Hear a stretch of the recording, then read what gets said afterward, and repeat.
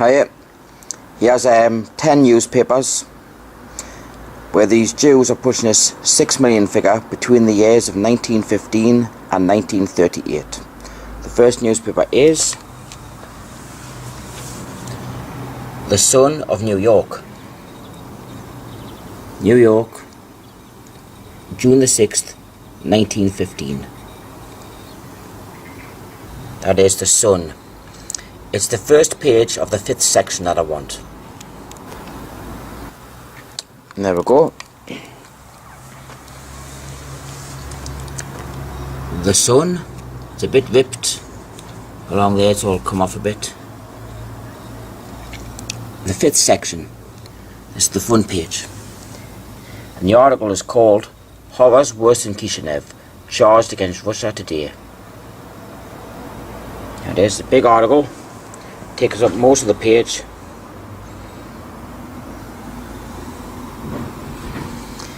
So go in. Yeah. Go. Since the destruction of the temple in Jerusalem, the Jewish people have had no darker page in their history than that which the Russian government is writing today. 6 million Jews, one half of the Jewish people throughout the world, are being persecuted, hounded, humiliated, tortured, starved. Thousands of them have been slaughtered. Hundreds of thousands of Jews, old men, women and children, are being driven mercilessly from town to town. There it is, people. 6 million Jews. One half of the Jewish people throughout the world are being persecuted, hounded, humiliated, tortured and starved. As I go along here, it's a part here as well. Dear brethren, have mercy on the 6 million Jews in Russia and take our part. Once again, 6 million Jews in Russia. 6 million. This is in an article entitled Horrors Worse than Kishinev, Charged Against Russia Today. That's in The Sun of New York, Sunday, June the 6th, 1915. This is 18 years before Hitler ever set foot in the government. 18 years.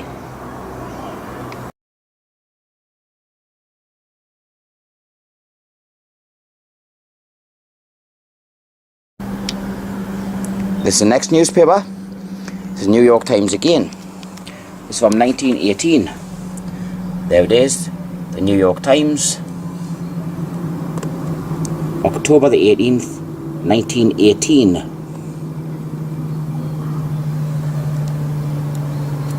It's page 12 that I want. There we go. Page 12.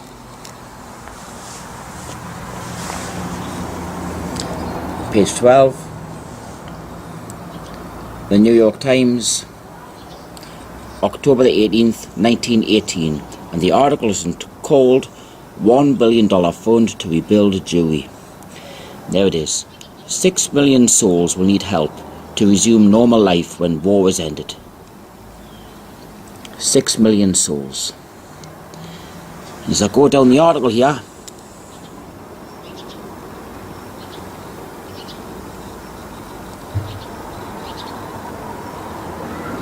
there's again. 6 million Jews need help. 6 million. 6 million Jews need help.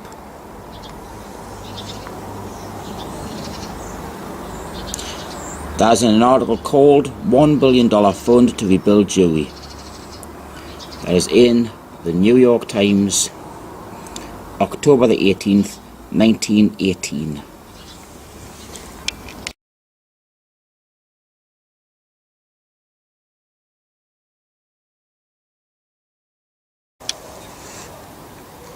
Here's the next newspaper. This is New York Times again.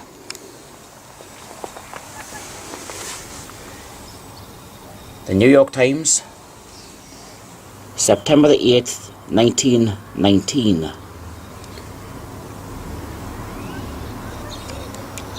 It's page 6 that I want. There we go. Page 6. Page 6. The New York Times, September the 8th, 1919. And the article is called Ukrainian Jews Aim to Stop Pogroms. Mass meeting hears that 127,000 Jews have been killed and 6 million are in peril. 6 million. As I go down the article,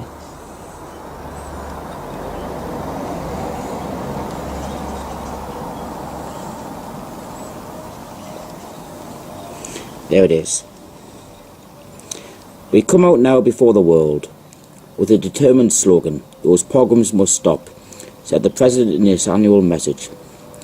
It is only a question of holding these facts continually before the civilized world. We must not permit the world to slumber. This fact that the population of 6 million souls in Ukraine and in Poland have received notice through action and by word that they are going to be completely exterminated. You literally cannot make this up. 6 million souls completely exterminated. 6 million. That is an article called Ukrainian Jews Aim to Stop Pogroms in the New York Times, September the 8th, 1919. This is 13 and a half years before Hitler come to power.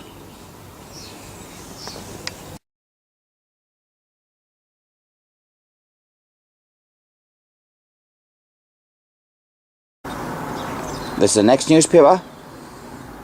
This is the New York Times again. The New York Times. The date, November the 12th, 1919.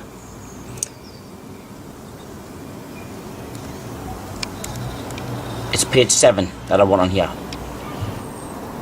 There you go.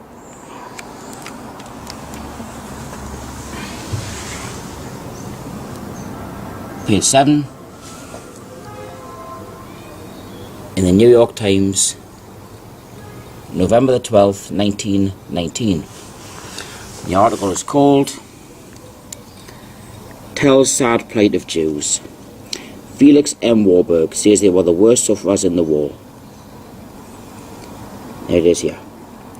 The successive blows of contending armies have all but broken the back of European Jewry, he said, and have reduced to tragically unbelievable poverty, starvation and disease about 6 million souls, or half the Jewish population of the earth. 6 million. 6 million souls, or half the Jewish population of the earth. I'll go further down the article so you can read the rest of it.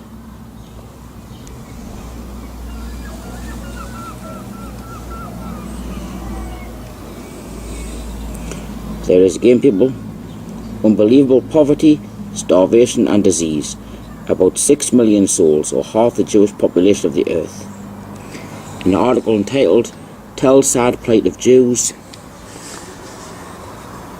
in the New York Times, November the 12th, 1919.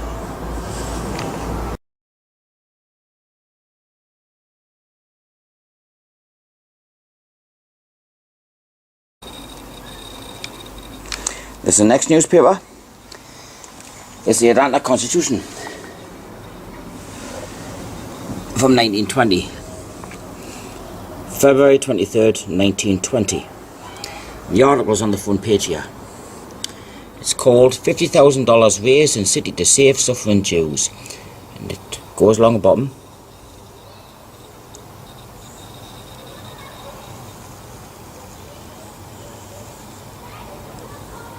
Continued on page 3, column 4. So I'll go to page 3. There we go.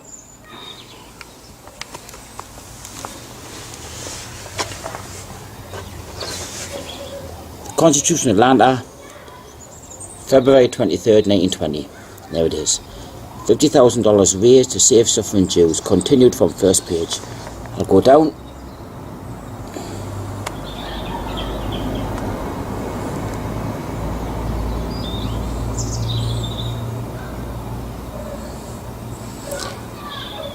He called upon the Atlanta Jews to arise to the occasion and to contribute to the emergency fund in order that the lives of 6 million of Jewish people may be saved.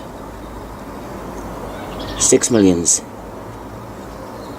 of Jewish people may be saved. I'll go further down. Rabbi Mark speaks. Rabbi Marx made an eloquent plea for generous responses to the call of the representatives of the Jewish Relief Fund. He drew a graphic picture of the starvation and suffering of the 6 million Jews who live in Eastern Europe and Palestine. 6 million Jews. Thousands upon thousands of our people have died of starvation and pestilence, and thousands more will die, he said. There it is, people. 6 million Jews. In an article entitled $50,000 raised to save suffering Jews in the Constitution of Atlanta, February 23rd, 1920.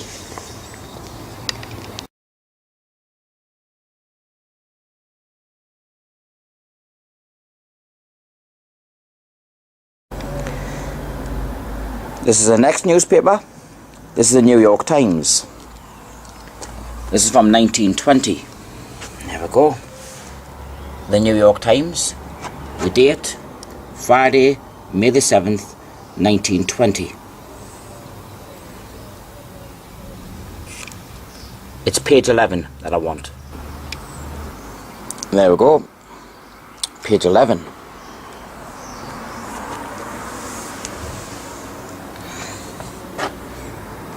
Page 11.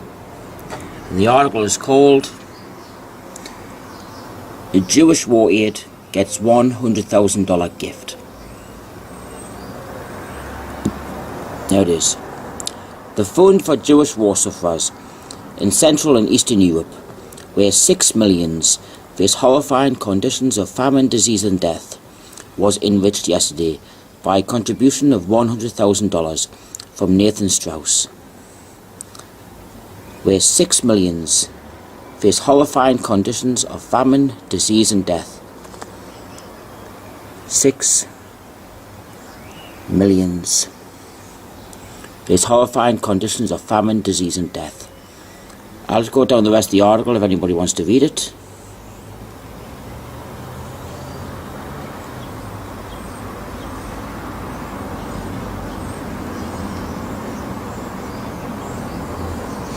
There's an article called "Jewish War Aid Gets $100,000 Gift" in the New York Times, Friday, May the 7th, 1920.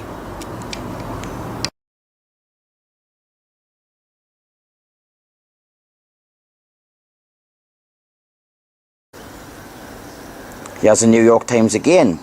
This is 1921.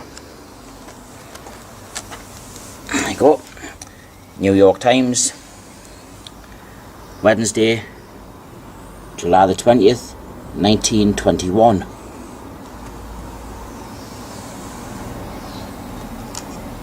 It's page 2 that I want. There we go. Page 2.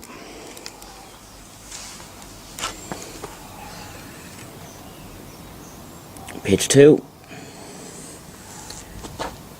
New York Times, July 20th, 1921.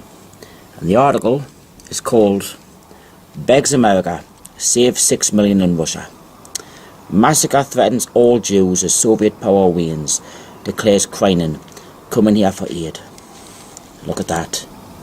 Russia's 6 million Jews are facing extermination by massacre. As the famine is spreading, the counter-revolutionary movement is gaining, and the Soviets' control is waning. Now this is one of the biggest articles of the lot. This is 1921, 12 years before Adolf Hitler ever set foot in the government. Look at that. Russia's 6 million Jews are facing extermination by massacre. That's an article entitled Begs America Save 6 Million in Russia on page 2 in the New York Times, Wednesday, July 20th, 1921.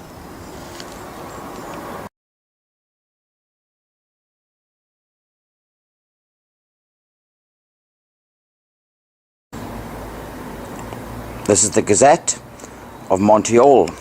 This is 1931. The Gazette,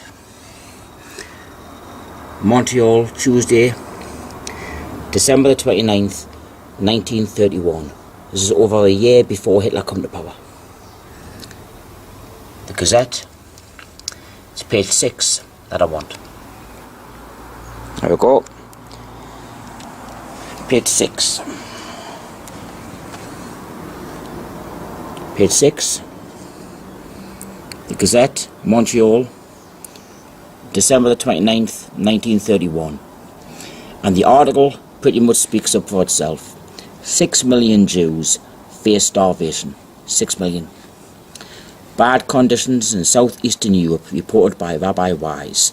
Fears crisis at hand. 6 million Jews in Eastern Europe face starvation, and even worse during the coming winter. 6 million Jews. I'll give you a look at the rest of the article.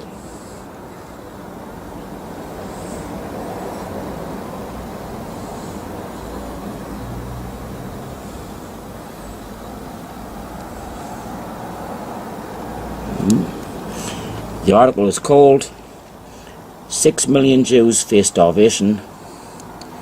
The Gazette of Montreal, December the 29th, 1931. 1.5 years before Adolf Hitler ever set foot in the government.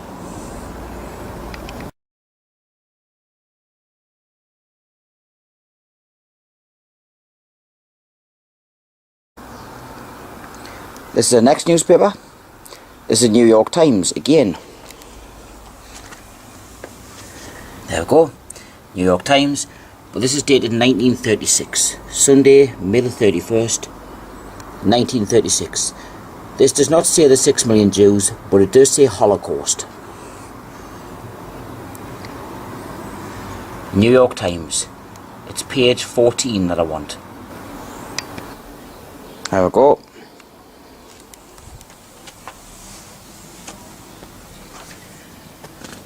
Page 14,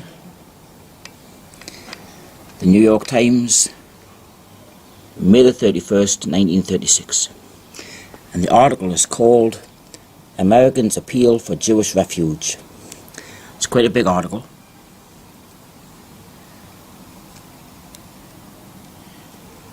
But it's along here. Yeah.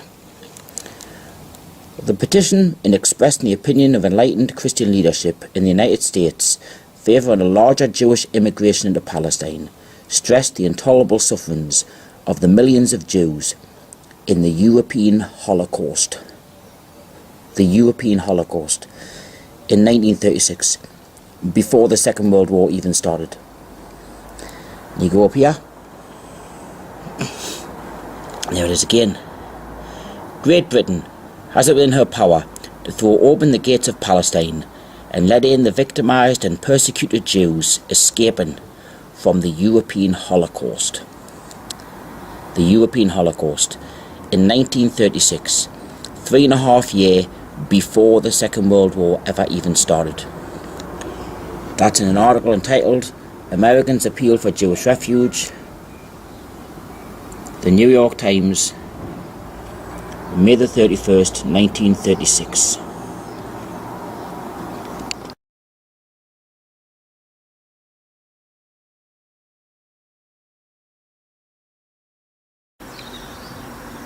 Here's the next newspaper. This is the New York Times again. New York Times. This is dated February the 23rd, 1938. This is before the Second World War started. About a year and a half. The New York Times.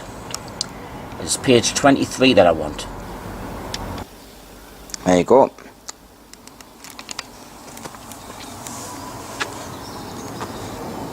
Page 23. The New York Times, February 23rd, 1938. And the article is called Jewish Teachers Chided by Isaacs. I'll go along the bottom.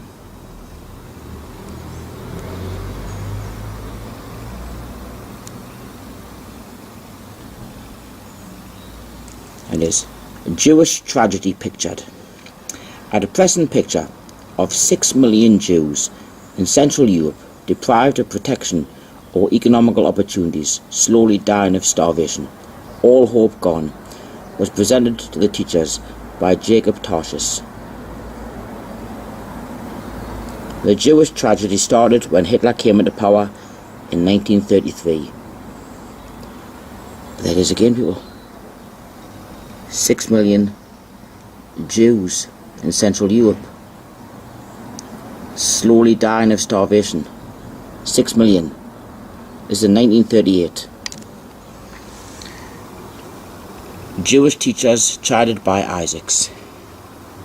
New York Times, February 23rd, 1938. A year and a half before the Second World War even started.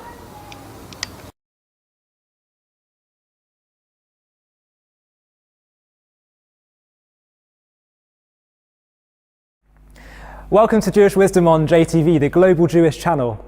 Well, the Jewish holiday Purim is just around the corner, so I wanted to share with you something that someone recently showed me, and it kind of blew my mind. So I'd be interested to show it to all of you, to see what you think. And if you're not familiar with the Purim story, let me give you a little bit of a background. It's basically about this Persian tyrant called Haman, who issued a decree to wipe out all the Jews. And through a series of seeming coincidences, Haman ends up being hung on the very gallows that he planned to put his arch nemesis on, a Jewish man called Mordecai. Now, there was a rule in place that if a law was decreed, it was impossible to change it. However, after Haman was killed, the king issued a new decree that if any Jew was attacked by a group of anti-Semites, it was within their rights to fight back. And not only was Haman hung on the gallows, but all of his 10 sons, who were co-conspirators in the plot to wipe out the Jews, were also hanged on the gallows. Now, at this point, I want to look at the character of Haman in a bit more detail. Who was he? Well, why did he want to wipe out the Jews in the first place? Haman was a member of a nation called Amalek. And the Torah is very clear that if you're from Amalek, then you ain't really a fan of the Jews. Amalek believes that blind chance governs the world. Amalek believes there's no such thing as right and wrong. And therefore, they are at war with Judaism and Jewish values. Now, the Torah is very clear that the cosmic battle between Amalek and Jewish values will be fought throughout history.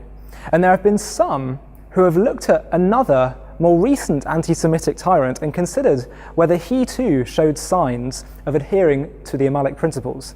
I'm speaking, of course, of a man called Adolf Hitler. And what's so interesting about Adolf Hitler is that he didn't just want to wipe out the Jews. It's that this mattered to him more than anything else.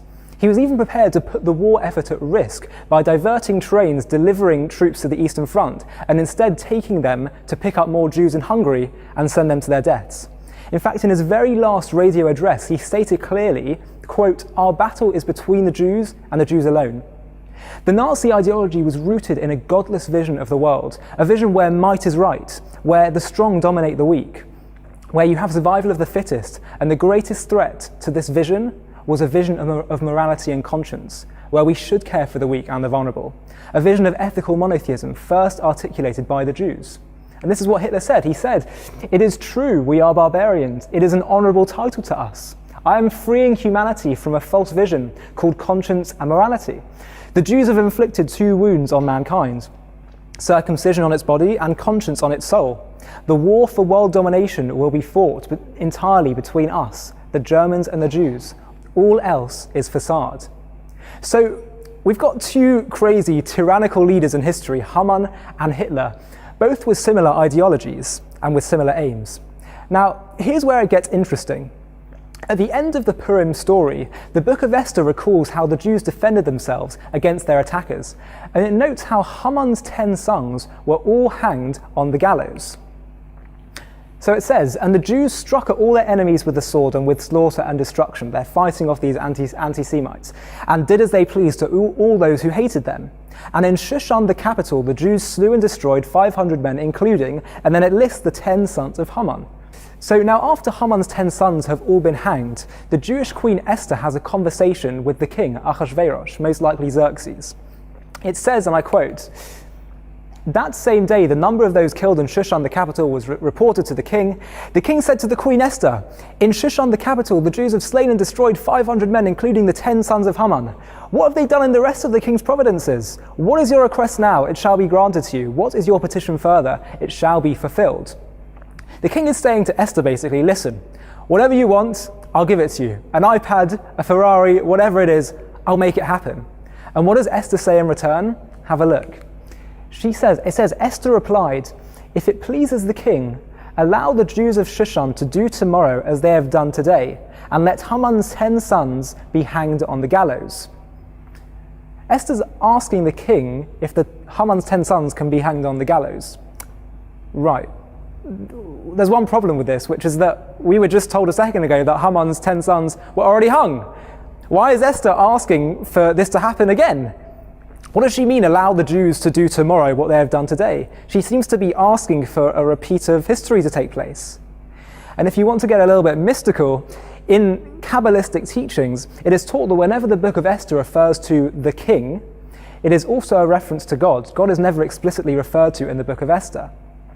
So Esther is somehow, on a deeper level, asking God to repeat the hanging of Haman's 10 sons. What does all this mean? Well, maybe, just maybe, this could be an answer. Fast forward to October 16th, 1946, and check out this New York Times headline. "Goering ends life by prison, 10 others hanged in Nuremberg, prison for Nazi war crimes. Doomed men on gallows pray for Germany." There were basically 10 Nazis who were hung at Nuremberg, and it was death by hanging, which, by the way, was a very uncommon form of capital punishment. Interesting. Do tomorrow as they have done today. But maybe this is just a coincidence.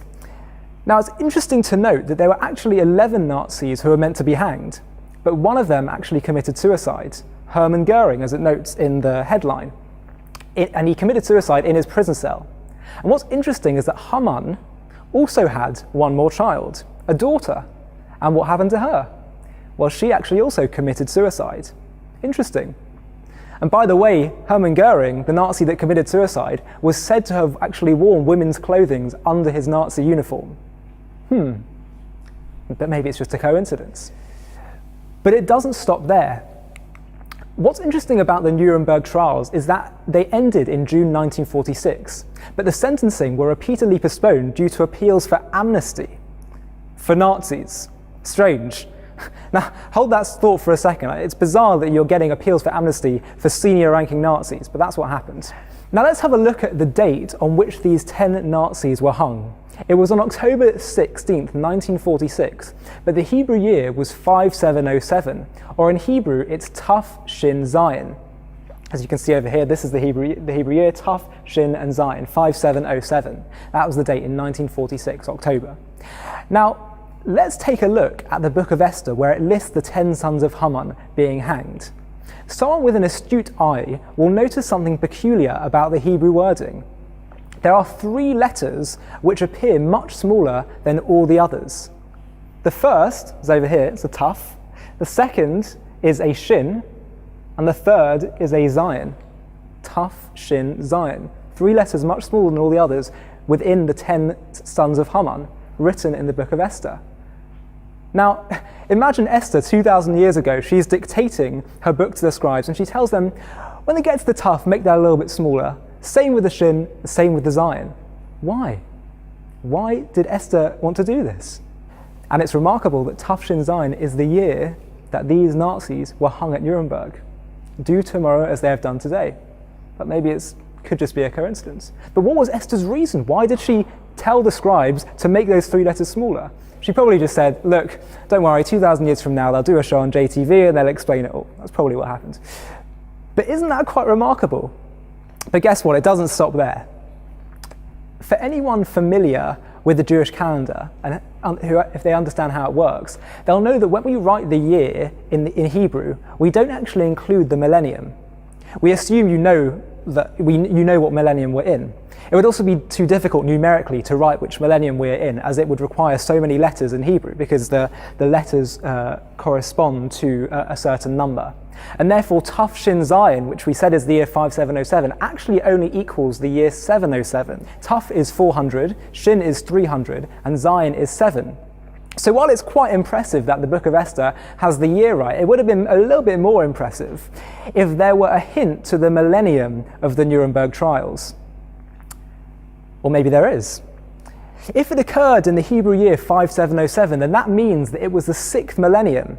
It was the 6th time the year 707 has appeared in Jewish history. Now, what number does 6 correspond to in Hebrew? Well, it's a vav. Well, guess what? In the listing of the 10 sons of Haman, there also happens to be one letter which is much bigger, not smaller, much bigger than all the others. Take a look. What is it? Yep, you guessed it. It's a vav at the very end, which corresponds to the number 6. So we've got 3 small letters, which create the year 707, and then we've got one letter that's bigger than all the others, Vav, number 6, the 6th time 707 has appeared. So I mean, you can look at this and you can think whatever you want into it. Most people would tend to be pretty amazed. It seems to be a pretty incredible coincidence at the very least. Now, remember what I mentioned earlier about appeals for amnesty and how crazy it is that they were accepting appeals for amnesty for Nazis. Well, the trial actually ended in June 1946, and had there never been appeals for amnesty, the Nazis would have actually been hanged in the year 5706, not 5707. And I'd be standing here today saying, look how close Esther came to the exact date. It was so close. But they ended up actually postponing the sentencing until after the Jewish New Year in October. So had there not been these appeals for amnesty, the year would have been wrong. And finally, have a look at this. This is a Newsweek article. It was written by an American reporter covering the trial and hangings. It says at the very end of the article, only Julius Streicher, one of the Nazis, went without dignity. He had to be pushed across the floor, wide-eyed and screaming, Heil Hitler! Mounting the steps, he cried out, and now I go to God. He stared at the witnesses facing the gallows and shouted, Purim Fest, 1946. You make your own mind up. Happy Purim.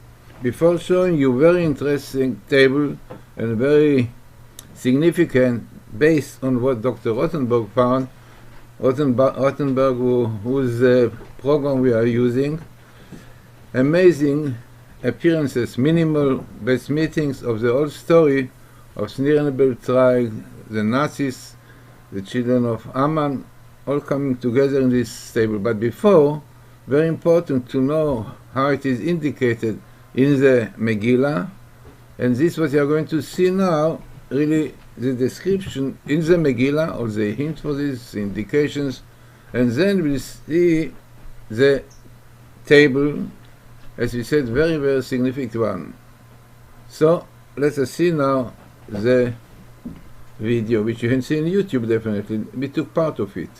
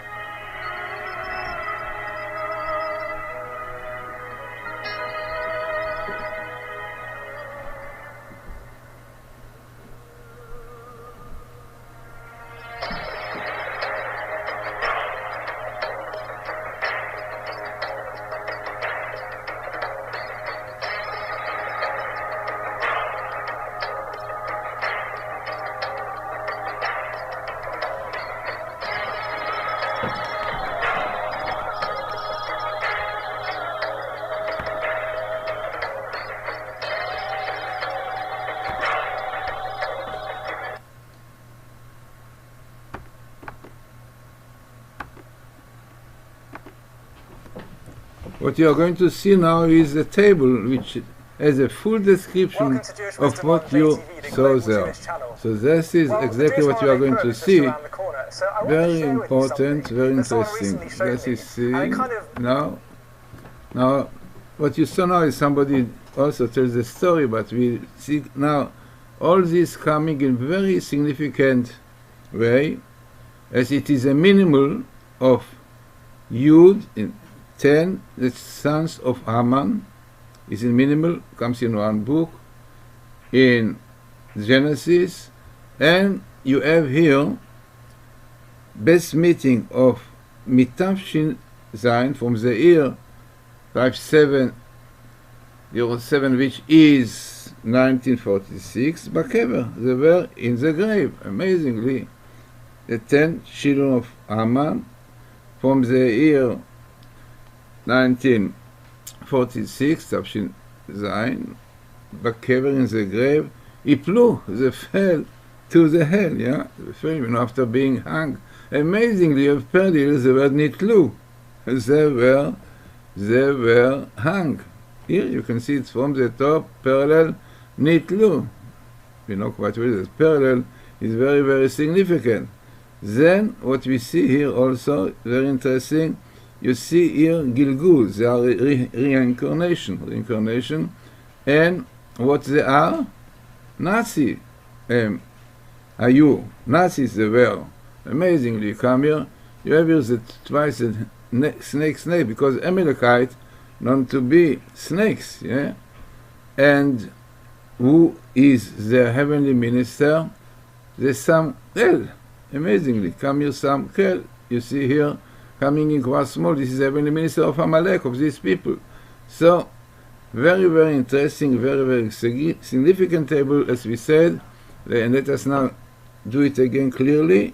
Yud Bnei Haman, the 10 children of Haman, from the year 1946, we see Tavshin Zayin, Bakever in the grave, Iplu Sheola, they fell down to hell, yeah.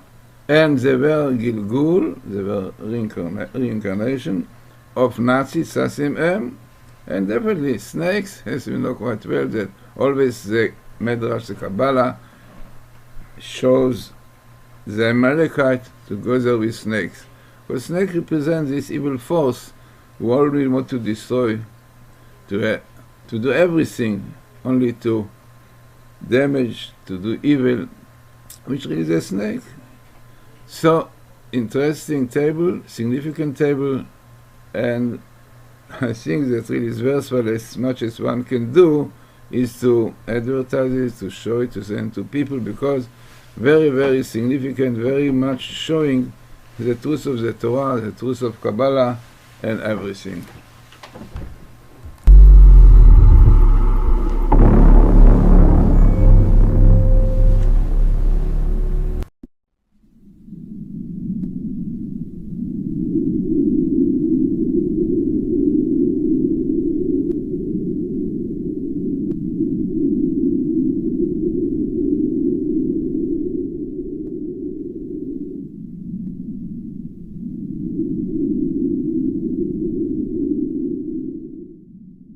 The hand of the Lord was on me, and he brought me out by the Spirit of the Lord and set me in the middle of a valley.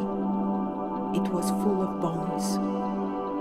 He led me back and forth among them, and I saw a great many bones on the floor of the valley, bones that were very dry. He asked me, "Son of man, can these bones live?" I said, "Sovereign Lord, you alone know." Then he said to me, "Prophesy to these dry bones and say to them, dry bones, hear the word of the Lord.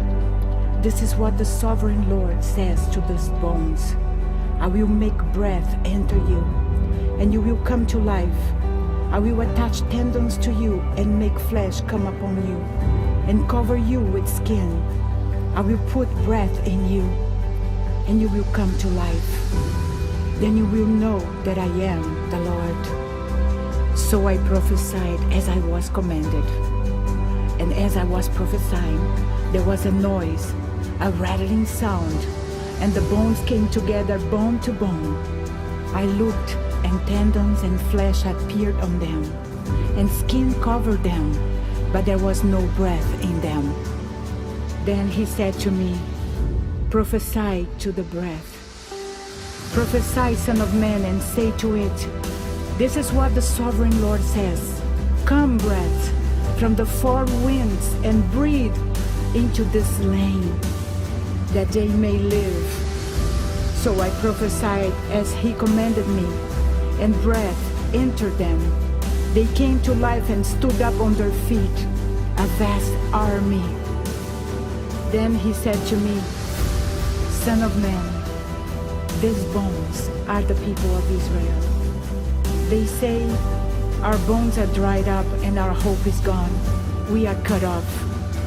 Therefore, prophesy and say to them, this is what the Sovereign Lord says. My people, I'm going to open your graves and bring you up from them. I will bring you back to the land of Israel. Then you, my people, will know that I am the Lord, when I open your graves and bring you up from them. I will put my spirit in you, and you will live. I will settle you in your own land. Then you will know that I, the Lord, have spoken, and I have done it, declares the Lord.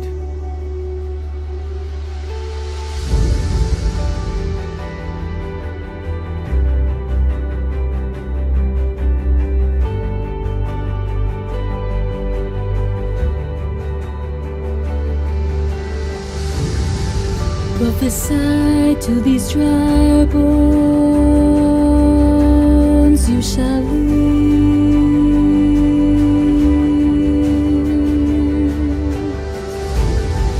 Prophesy to these dry bones, you shall live.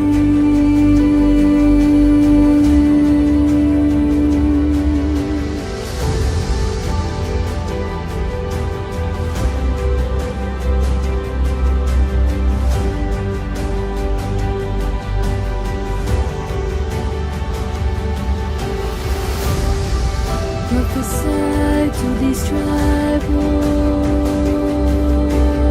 you shall live.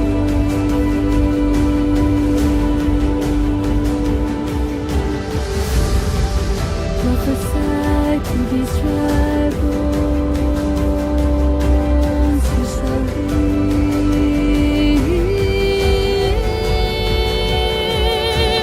Come, yeah, blow your spirit over, breathe on these dry bones.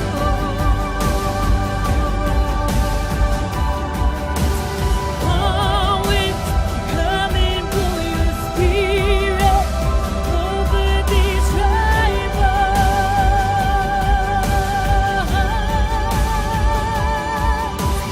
Come, yeah, blow your spirit over, breathe on these dry bones.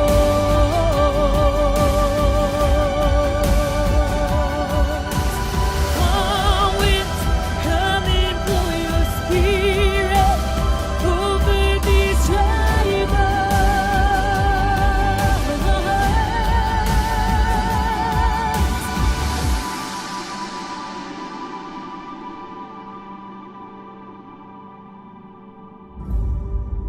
Dry bones, you shall live, you shall live.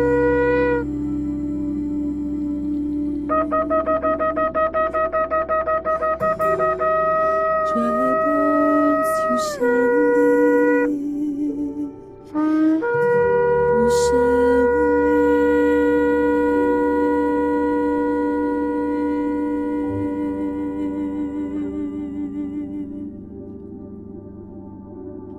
You shall live.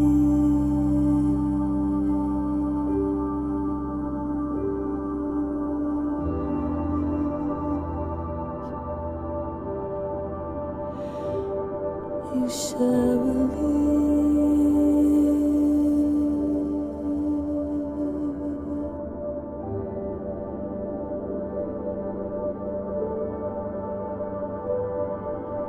You shall believe.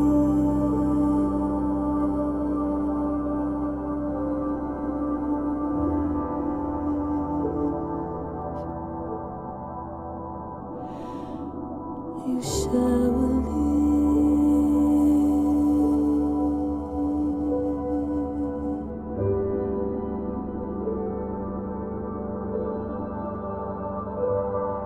You shall believe.